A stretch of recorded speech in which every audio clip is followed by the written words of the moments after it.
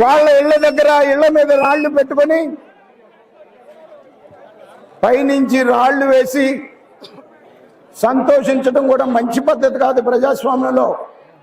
ఎందుకంటే ఒక గ్రామంలో ఉన్నప్పుడు అందరం కలిసి మెలిసి ఉండాలి.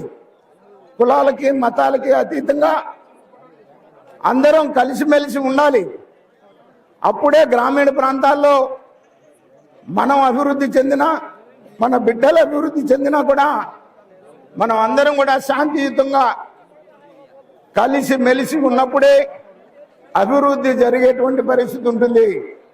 ఎందుకంటే వైసీపీకి గుండాలకి వాళ్ళకి అభివృద్ధి తెలీదు, అరాచకం తప్ప. అరాచకం వాళ్ళ నైజం, వాళ్ళ రక్తంలోనే ఉంది. అందుకని దయచేసి అందరూ కూడా శాంతియుతంగా ఉండి, రేపు ఎన్నికలు మనకు ప్రధానం. రేపు ఎన్నికల్లో ఈ రాక్షస ప్రభుత్వాన్ని ఖచ్చితంగా దింపుదాం.